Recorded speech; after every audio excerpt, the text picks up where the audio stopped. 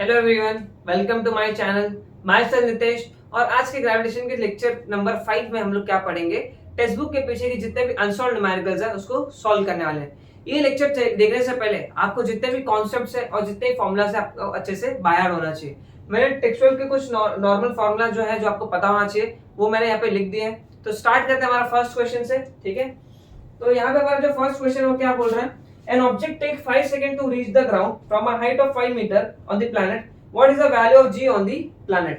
ठीक है, सबसे पहले हम लोग क्या लिखेंगे, गिवन डेटा लिखेंगे कि क्वेश्चन में हमको क्या क्या गिवन डेटा दिया है वो हम लोग देखेंगे। देखो, object takes 5 second to reach the ground. 5 second मतलब क्या, टाइम दिया हमको कितना, 5 seconds to reach the ground from the height of 5 metre. Height कितना दिया है, 5 metre. So what is the value of the g on the planet to find. हमको क्या निकालना है, उस प्लैनेट पे जी का वैल्यू कितना है वो हमको क्या करना है, फाइंड आउट करना है। क्वेश्चन को थोड़ा समझ लेते हैं। मान लेते हैं यहाँ पे कोई प्लैनेट है, ठीक है। ये प्लैनेट कोई भी हो सकता है, हमको पता नहीं, ठीक है। इसका जी का वैल्यू हमको क्या करना है, फाइंड आउट करना है। कैसे फाइंड आउट करेंगे, यहाँ पे पहले हमको क्या दिया हुआ है, यहाँ पे एक ऑब्जेक्ट है जो कितना 5 मीटर के हाइट पे है, 5 मीटर के हाइट पे, ठीक है। और इसका जो टाइम है, नीचे आने के लिए जो टाइम लग रहा है उसको कितना लग रहा है, 5 सेकेंड्स लग रहा है, ओके। तो जब ऊपर से ड्रॉप करेंगे तो इसकी इनिशियल वेलोसिटी क्या होगी, उस टाइम पे 0 होगी। जब उसको ऊपर से रिलीज किया जाएगा तो उस इंस्टेंट पे उसकी इनिशियल वेलोसिटी क्या होगी, 0 होगी। ये याद करिए, फ्री फॉल का केस है, ठीक है। तो यहाँ पे हाइट कितना है, 5 मीटर, और टाइम कितना लग रहा है, 5 सेकेंड्स। अच्छा, हाइट को ही मैं क्या बोल सकता हूँ, ये उसका डिस्प्लेसमेंट है, ठीक है। कितना डिस्प्लेसमेंट कवर किया इसने, 5 मीटर कवर किया, ओके। तो मैं हाइट की जगह क्या लिख सकता हूँ, डिस्प्लेसमेंट, ठीक है। अब दोनों भी क्वांटिटीज को हम लोग देखते हैं। ये क्वांटिटी किसमें थी, मीटर, और मीटर क्या है, एसआई यूनिट है, और टाइम के लिए सेकंड, ये भी क्या है, एसआई यूनिट है। तो हमको यूनिट पे कोई चेंज करने की जरूरत नहीं है, ठीक है। सोल्यूशन क्या करेंगे, देखो यहाँ पे हम लोग एक 3 काइनेमेटिक इक्वेशन में से कोई भी इक्वेशन यूज करेंगे जिसमें ये दोनों भी क्या है, सेटिस्फाइड है। देखिए सेकंड फर्स्ट इक्वेशन, देखिए हमको वेलोसिटी दी, फाइनल वेलोसिटी पता है क्या, नहीं, तो हम लोग ये इक्वेशन से जी का वैल्यू नहीं निकाल पाएंगे। इस इक्वेशन को देखते हैं, हमको एस दिया हुआ है, एस दिया हुआ है, यू हमको पता है, टाइम हमको पता है, हाफ जी हमको निकालना, टाइम पता, तो हम लोग ये इक्वेशन यूज कर सकते हैं। तो s is equal to u t plus half g t square, ये इक्वेशन हम यूज करेंगे। हमारे पास डिस्प्लेसमेंट कितना है, 5 मीटर है। इनिशियल वेलोसिटी क्या हमारी, 0 है। इनिशियल वेलोसिटी क्या है हमारी, 0 मीटर पर सेकेंड होगी, इनटू टाइम कितना है, 5 प्लस हाफ, जी हमको फाइंड आउट करना है, और टाइम अगेन कितना दिया, 5, तो 5 का स्क्वायर, टाइम का स्क्वायर तो 5 का भी square. Therefore 5 is equal to 0 5 जा 0 हो जाएगा, प्लस हाफ जी, 5 का स्क्वायर होता है 25। अब यहाँ पे 0 है, 0 plus anything will be same as it is, ठीक है। यहाँ पे क्या होगा, 5 is equal to 1/2 into g into 25। अब यहां से देखते हैं, जो 2 है यहाँ पे डिवाइड में यहाँ पे चला जाएगा तो मल्टीप्लाई में, तो 5 2 जा हो जाएगा, और ये 25 यहाँ पे मल्टीप्लाई में तो यहाँ पे आएगा तो डिवाइड हो जाएगा 25। क्या बचा यहाँ पे, जी बचा। अब इसको डिवाइड करते, 5 1 जा 5 5 जा, 5 को 2 से डिवाइड करेंगे तो क्या होगा, 0.4 आंसर आएगा। देखते हैं, 5 5 0 जा 0.05 और जा 20, तो आंसर क्या आ जाएगा, 0। तो 5 1 जा 5 0.4 जा, तो जी का वैल्यू कितना आएगा, 0.4। और यूनिट क्या होगा इसका, एक्सेलरेशन है ये, तो इसका यूनिट क्या होगा, मीटर पर सेकेंड स्क्वायर। अगर आप एक्सेलरेशन का, ये एक्सेलरेशन का यूनिट नहीं लिखेंगे यहाँ पे तो आपका हाफ मार्क्स एग्जाम में कट जाएगा। तो ये फर्स्ट क्वेश्चन हो गया, ठीक है। अभी सेकंड क्वेश्चन करते हैं।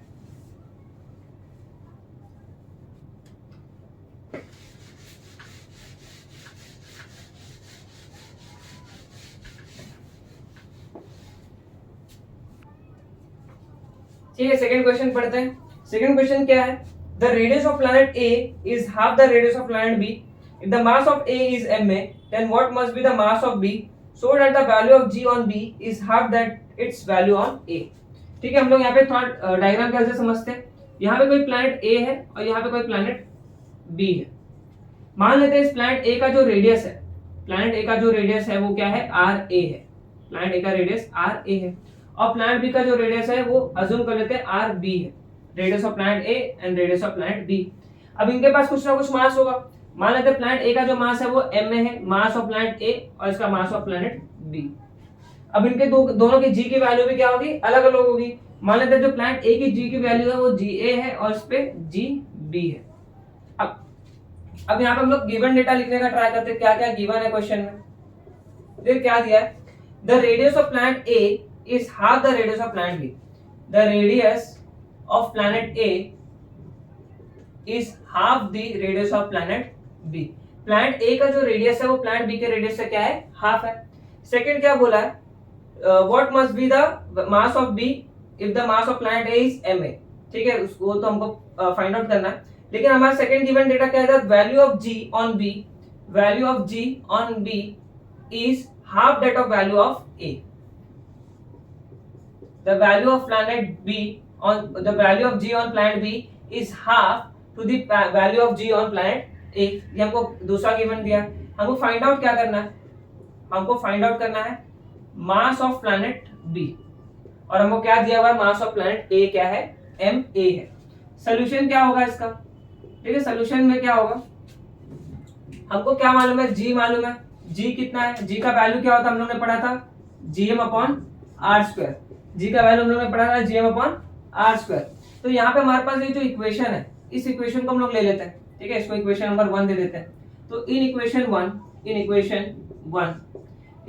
क्या है मेरे पास, GB is equal to GA upon 2। अब यहाँ पे हम लोग क्या करते हैं, प्लैनेट बी के लिए जी का फॉर्मूला लिखते हैं। प्लैनेट बी के लिए जी का फॉर्मूला क्या होगा, GM upon R square. But यहाँ पे जी क्या है, यूनिवर्सल ग्रेविटेशन कांस्टेंट, ये क्या होगा, सबके लिए सेम होगा। यहाँ पे मास ऑफ किसका, मास ऑफ प्लैनेट बी, यहाँ पे radius of planet B is equal to same. हम लोग क्या करेंगे, ए प्लैनेट के लिए भी जी का वैल्यू लिखेंगे। तो क्या होगा, जीएम अपॉन आर स्क्वायर, यहाँ पे मास ऑफ प्लैनेट ए और radius of planet A whole divided by 2। Okay, अब ये 2 ऊपर चला जाएगा तो क्या हो जाएगा, GM upon R B square is equal to GM upon R A square multiply by 1/2। अब देखिए यहाँ पे दोनों साइड पे जी जी क्या है, कट जाएंगे, क्योंकि जी यहाँ पे जाएगा तो डिवाइड हो जाएगा, जी जी क्या हो जाएगा, कैंसिल हो जाएगा। ठीक है, क्या बचेगा हमारे पास, mass of planet B upon radius of planet B whole square is equal to mass of planet A upon 2 times of radius of planet A square. अब यहाँ पे हमको मालूम है, देखिए ये रिलेशन देखते हैं। ये रिलेशन से क्या समझ में आ रहा है कि जो आर ए की जगह मैं क्या लिख सकता हूँ, आर बी अपॉन 2 लिख सकता हूँ। मतलब मैं आर ए की जगह क्या लिख सकता हूँ, आर बी अपॉन 2 लिख सकता हूँ। Since R A is equal to R B upon 2, reason is what, given है हमको, ये हमको ऑलरेडी गिवन डेटा में बताया गया। तो यहाँ पे मैं क्या करता हूँ, सिंपल आर ए की जगह आर बी अपॉन 2 पुट करता हूँ। तो M B upon R B whole square is equal to M A upon 2। R A की जगह मैं क्या लिखूंगा, आर बी अपॉन 2, ये स्क्वायर है तो पूरा होल स्क्वायर। क्लियर है, फिर यहाँ पे क्या हो जाएगा, M B upon R B the whole square is equal to mass of planet A upon 2 times of radius of planet B the square upon 2 का स्क्वायर कितना होता है, 4 होता है। यहाँ से क्या हो जाएगा, 2 1 जा 2, 2 2 जा 4, और ये 2 ऊपर चला जाएगा तो क्या हो जाएगा, 2 एम ए हो जाएगा, mass of planet B upon radius of planet B का स्क्वायर इज इक्वल टू, ये ऊपर चला जाएगा 2 तो क्या होगा, 2 एम ए अपॉन क्या बचेगा, आर स्क्वायर ऑफ बी। अब दोनों साइड में क्या है, आर बी स्क्वायर क्या होगा, ये क्या हो जाएगा, कैंसिल हो जाएगा। मुझे क्या मिलेगा, mass of planet B is 2 times of mass of planet A, और यही मुझे फाइंड आउट करना था। मास ऑफ प्लैनेट बी मुझे फाइंड आउट करना था। मास ऑफ प्लैनेट बी कितना है, 2 times of mass of planet A. Okay, समझ में आया। अभी थर्ड क्वेश्चन करते हैं।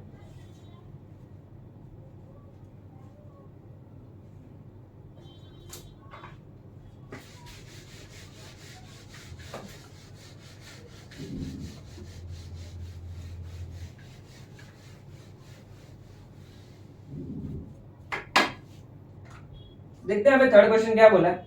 The mass and weight of an object on earth are 5 kg and 49 newton respectively. What will be their values on the moon? Assume that the acceleration due to gravity on moon is 1/6 time to the earth. ठीक है, यहाँ पे given data लिख लेते हैं, क्या दिया है,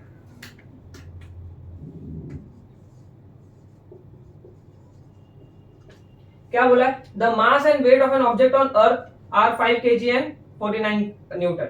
मास कितना दिया है 5 kg और वेट कितना दिया है 49 Newton.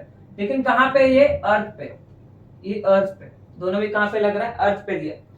What will be there values on the moon, हमको क्या निकाला है, मून पे इनका वैल्यू क्या होगा, मास ऑन मून कितना होगा और वेट ऑन मून कितना होगा, ये हमको क्या करना है, कैलकुलेट करना है। Assume that the acceleration due to gravity on the moon is 1/6 time to that of the earth।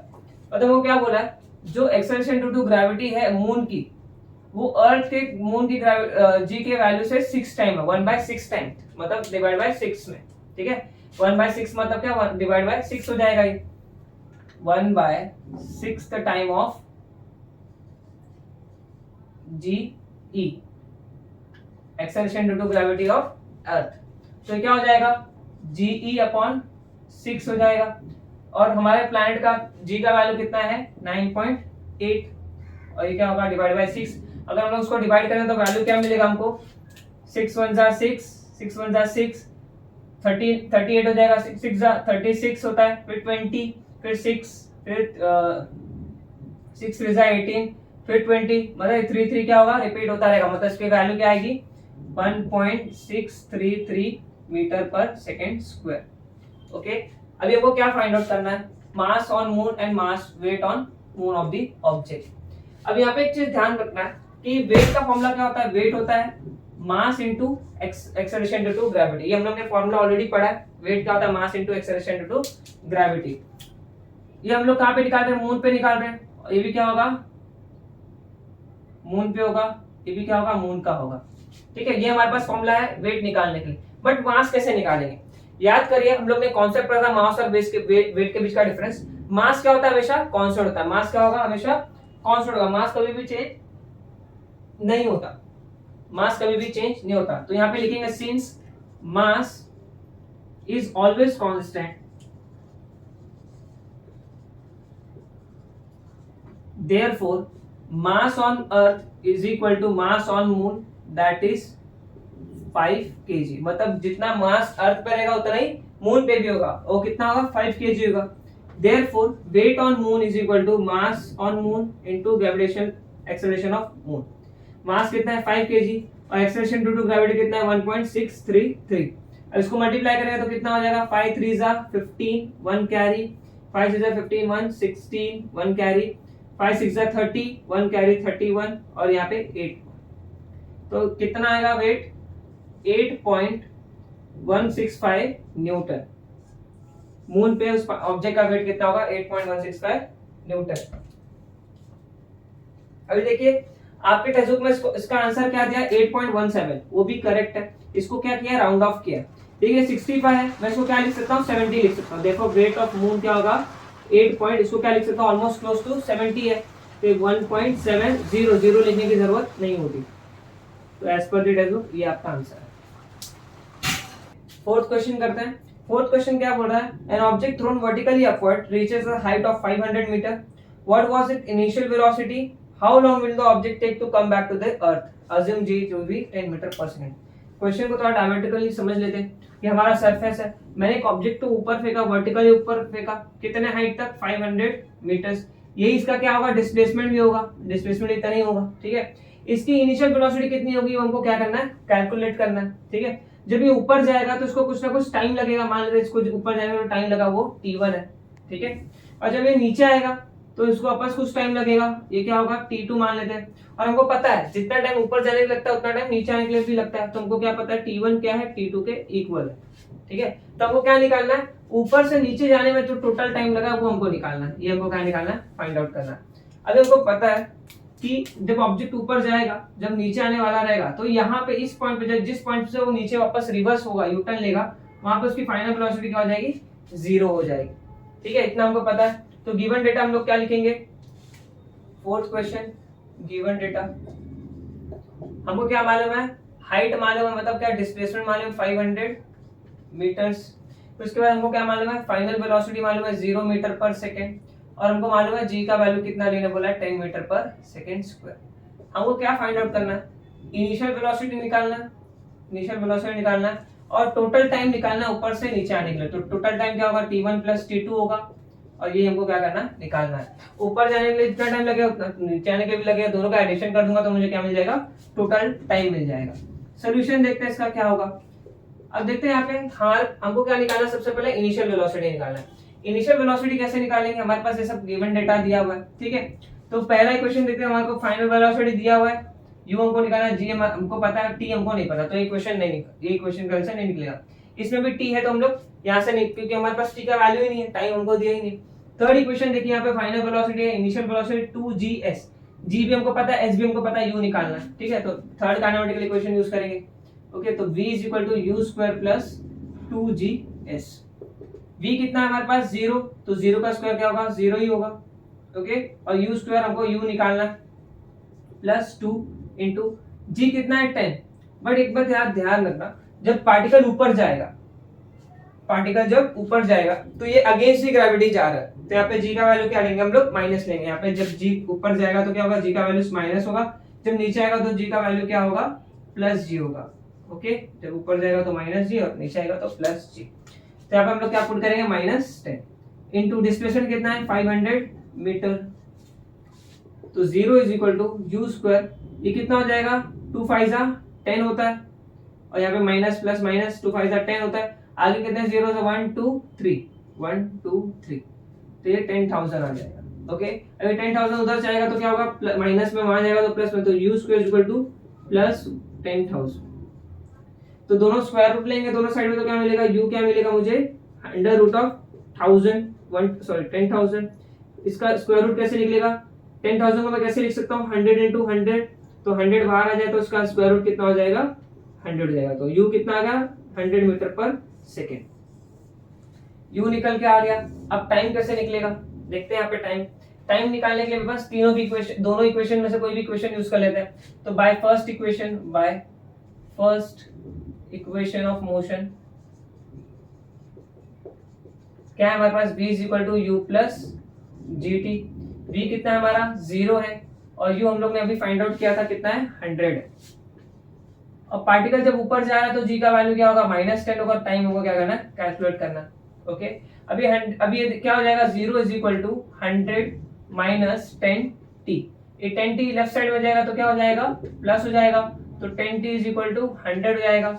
यहाँ पे t हमको फाइंड आउट करना है, तो 10 यहाँ पे मल्टीप्लाई में, तो यहाँ पे आ जाएगा तो डिवाइड, तो t is equal to 100 upon 10, और 0 0 कैंसिल, तो टाइम कितना मिलेगा, 10 सेकेंड्स। ठीक है, ये टाइम क्या है, t1 है, सॉरी यहाँ पे पुट कर रहा है t1 टाइम।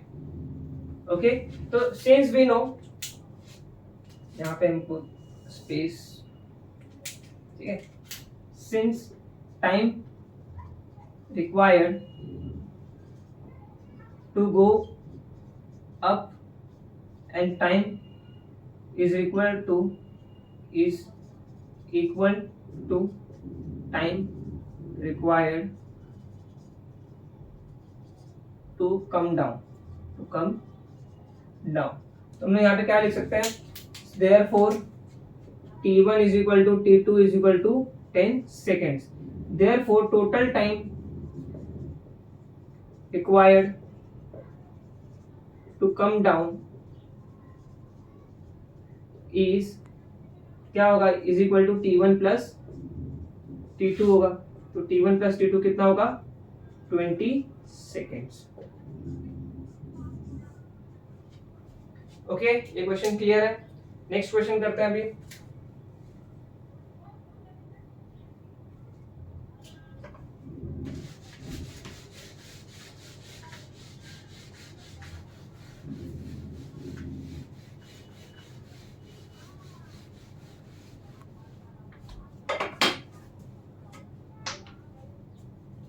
इसके बाद क्या क्वेश्चन बोला है, a balls fall off a table and reaches the ground in 1 second, assuming g to be 10 meter per second square, calculate the speed on reaching the ground and the height of the table। एक table बना लेते हैं।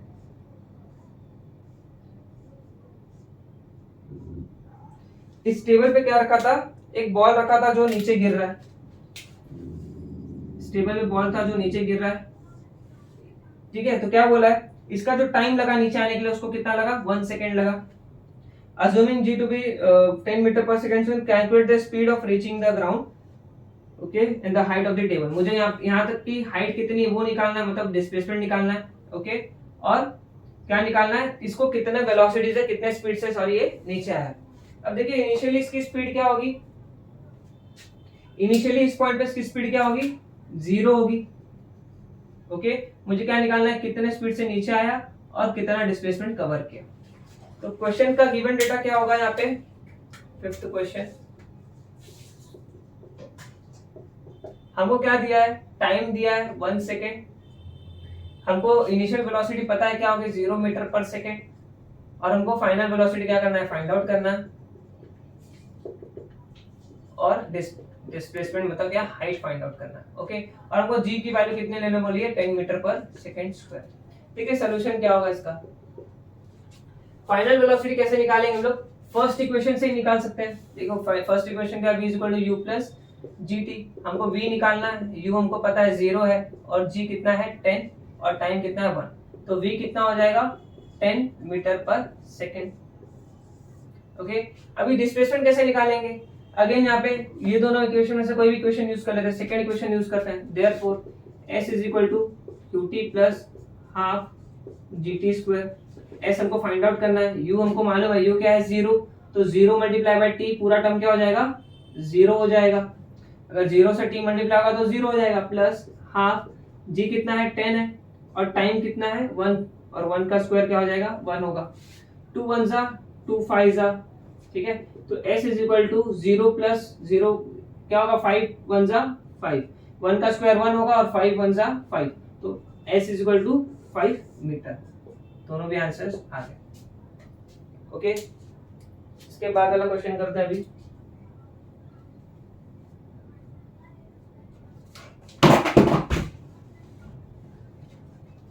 इसके बाद जो भी question है, ये दोनों भी क्वेश्चन बोर्ड्स में हालांकि पूछे नहीं जाते, इनका कैलकुलेशन बहुत लेंदी है, तो बहुत कम चांसेस है आपको बोर्ड में आए, ठीक है, और most of the time board में ये नहीं पूछा जाता, ठीक है। तो हम फिर भी एक बार क्वेश्चन करेंगे, ये दोनों भी क्वेश्चन सेम फॉर्मूला पे बेस्ड है, f is equal to g m1 m2 upon r square, ठीक है, ये सेम फॉर्मूला यूज होगा यहाँ पे। तो देखते हैं पहला क्वेश्चन क्या है इसमें, sixth question, the masses of earth and moon are given, the mass of moon कितना दिया है, मास ऑफ अर्थ हमको दिया हुआ है 6 into 10⁻24 kg, और हमको दिया है मास of moon, mass of moon कितना दिया है 7.4 into 10⁻22 kg, ठीक है। द डिस्टेंस बिटवीन देम, अभी द मास और मून के बीच का डिस्टेंस दिया है, मान लेते हैं उनका बीच का डिस्टेंस है r, वो कितना दिया हमको 3.84 into 10⁻5 किलोमीटर्स, ठीक है। Calculate the gravitational force of attraction, इन दोनों के बीच में ग्रेविटेशनल फोर्स ऑफ अट्रैक्शन कितना लगेगा, हमको क्या करना है, कैलकुलेट करना है,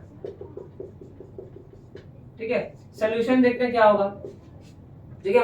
हमको क्या मालूम है, जो ग्रेविटेशनल फोर्स ऑफ अट्रैक्शन का फॉर्मूला क्या है, G mass of earth into mass of moon upon उनके बीच का डिस्टेंस का स्क्वायर, ठीक है। हमको फोर्स फाइंड आउट करना है, जी की वैल्यू कितनी होती है 6.67 into 10⁻⁻11।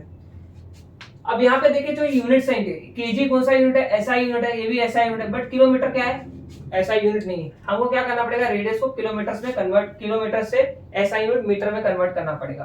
तो क्या होगा 3.84 into 10⁻5, 1 kilometre is equal to 1000 metres, और मैं 1000 मीटर को क्या लिख सकता हूँ 10⁻3 मीटर, 10 के पावर में 1230, ऐसे हम लोग इसको रिप्रेजेंट करते हैं। तो क्या होगा 10⁻3 मीटर्स, तो क्या हो जाएगा 3.84, 10⁻5 और 10⁻3 कितना होगा 5 + 3 कितना 8, तो इतना हमारा वैल्यू आ जाएगा, ठीक है। तो यहाँ पे हम लोग वैल्यूज पुट करते हैं, मास ऑफ अर्थ कितना है 6 into 10⁻24, मास ऑफ मून कितना है 7.4 into 10⁻22 whole divided by r कितना दिया है हमारे पास 3.84 into 10⁻8 द होल स्क्वायर, ठीक है। अभी यहाँ पे 6.67 into 6 into 7.4 मैंने साथ में ले लिया, और जितने भी पावर्स हैं उनको मैं एक साथ ले लूंगा, तो 10 24 + 22 - 11, 24 + 22 - 11, होल डिवाइडेड बाय 3.884 का स्क्वायर, तो मतलब हम लोग उसको दो बार लिख सकते हैं 3.84 इंटू 3.84।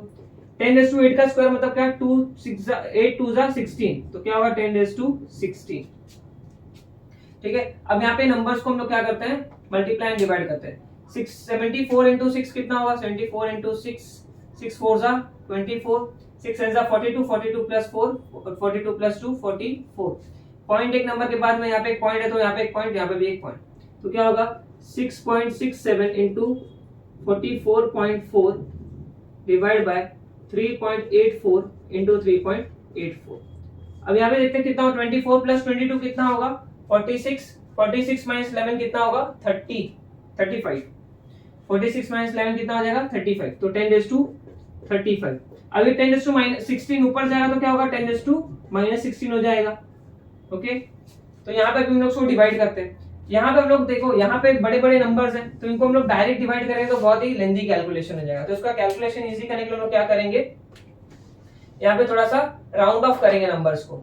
राउंड ऑफ करने का मतलब क्या, ये जो 67 दिख रहा है आपको, इसको मैं क्या लिख सकता हूँ, अप्रोक्सीमेटली 70 लिख सकता हूँ। तो मैं क्या लिख दूंगा 6.70, ठीक है, इंटू 44.4। यहाँ पे 3.84 का मैं क्या लिख सकता हूँ, वेरी 84 है, 81 से लेके 84 होगा तो क्या होगा, ये क्लोज टू 80 होगा, तो मैं इसको क्या लिखूंगा 3.8। यहाँ पे भी क्या लिखूंगा 3.8। यहाँ पे क्या हो जाएगा 35 - 16 कितना होगा, 35 - 16 कितना हो जाएगा 19 हो जाएगा, तो 10⁻19। अब यहाँ पे क्या करते हैं, 38 को हम लोग क्या करते हैं 670 से डिवाइड करते हैं, 38 डिवाइड बाय 670, 38 में जा 38 कितना बचेगा, 67 में से 17 जाएगा तो कितना हो जाएगा 9, और यहाँ पे 2, ये 0 नीचे आ जाएगा। 40 का टेबल पढ़ते हैं, 4 4 9 जा 36, 4 7 जा 28, 7 जा लेके देखते हैं, 7 8 जा 56, 3 7 जा 21, 21 प्लस 5 26। अगर 9 8 जा लेते तो बड़ा हो जाता था, ठीक है, तो 10 - 4 ये 8 बचे, ठीक है, तो यहाँ पे 24 बचा, यहाँ पे पॉइंट लगेगा 0 आएगा। अगेन मुझे क्या लेना पड़ेगा, यहाँ पे 6 जा लेना पड़ेगा, तो 6 जा कितना होगा, 6 8 जा 48, 4 कैरी, 6 6 जा 18, 18 प्लस 22 कितना हो जाएगा, यहाँ पे 12 बचेगा। अगेन पॉइंट ऑफ 0, तो कितना होगा यहाँ पे 3 जा ले सकते हैं हम लोग, तो इतना नंबर इनफ है, इसको इतना सा डिवाइड करना इनफ है। 6 के आंसर आएगा 17.63, ठीक है 17.63। अब यहाँ पे पॉइंट देखना पड़ेगा हमको, यहाँ पे 2 पॉइंट्स होते हैं, यहाँ पे पॉइंट एग्जैक्टली यहाँ पे करेक्ट है, पॉइंट करेक्ट है। ओके, सेम यहाँ पे हम लोग 38 को हम लोग डिवाइड करेंगे 44.4 से।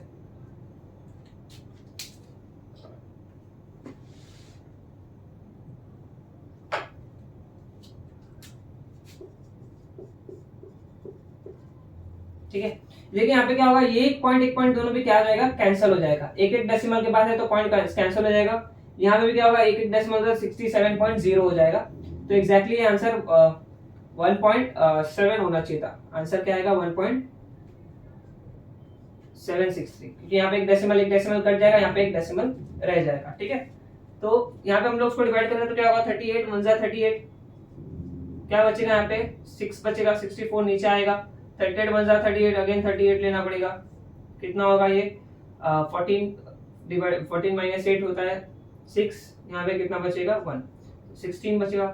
पॉइंट यूज करेंगे 160 हो जाएगा, तो 38 4 जा लेंगे, 4 8 जा 32 और 3 4 जा 12 115, तो कितना होगा यहाँ पे 168 बचेगा। तो यहाँ पे 8 अगेन 0 आएगा तो क्या होगा 1 जा, मतलब इनफ है इतना, ये क्या होगा 11.41। अभी दोनों नंबर्स को हम लोग क्या करेंगे, सिंपली मल्टीप्लाई करेंगे, क्या बचेगा हमारे पास आंसर 1.763 मल्टीप्लाई बाय 11.41 इंटू 10⁻19।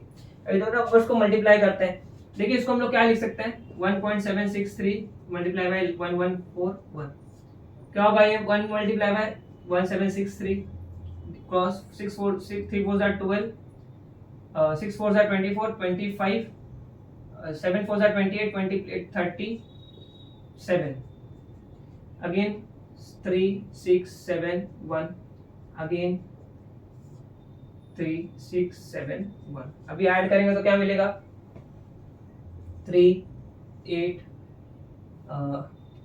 15 11 21 10। ठीक है, हमारा आंसर पॉइंट कितने नंबर 1 2 3 4 5 1 2 3 4 5। हमारा आंसर क्या आ रहा है 20.11583 into 10⁻19 which is approximately equal to 20। मैं इसको क्या लिख सकता हूँ, हम लोग पॉइंट सारे नंबर्स को हटा देंगे तो क्या हो जाएगा 20 हो जाएगा, अप्रोक्सीमेटली इक्वल टू 20 into 10⁻19। अगर यहाँ पे कुछ नहीं तो पॉइंट यहाँ पे, ठीक है, इसको हम लोग ऐसे नहीं करते, अभी मुझे पॉइंट लेफ्ट साइड में शिफ्ट करना है। पॉइंट अगर मैं लेफ्ट साइड में शिफ्ट करूंगा 2.0111583 हो जाएगा, इंटू 10 मुझे क्या करना पड़ेगा +1 करना पड़ेगा। लेफ्ट साइड में पॉइंट शिफ्ट किया और कितना किया, एक डेसिमल शिफ्ट किया तो +1 इंटू 10⁻19। तो क्या हो जाएगा, इसको मैं अप्रोक्सीमेटली क्या लिख सकता हूँ 2 लिख सकता हूँ 2.001। तो अप्रोक्सीमेटली 2 8 क्या होगा 1 + 19 क्या हो जाएगा 20। तो आपका फोर्स कितना आ गया 2 इंटू 10⁻20 न्यूटन। देखिए इतना डिफिकल्ट क्वेश्चन, इतना लेंथी क्वेश्चन आपके स्टैंडर्ड में नहीं आने वाला ये, तो फिर भी हम लोग ने किया इसको। एक बार आप एक बार अच्छे से एक बार ट्राई करो, आपको एक बार प्रैक्टिस करके रख लो, इन केस नंबर्स थोड़े कम करके आपको ये क्वेश्चन आ सकता है। ओके, इसके बाद वाला क्वेश्चन आप सेम एज इट इज है, बस आपको वहां पे मास निकालना है, फोर्स दिया हुआ है, सेम फॉर्मूला आपको यूज करना है। आप एक बार वो खुद से ट्राई करो। Okay, thank you so much for watching, hope आपको पूरा वीडियो समझ में आया होगा।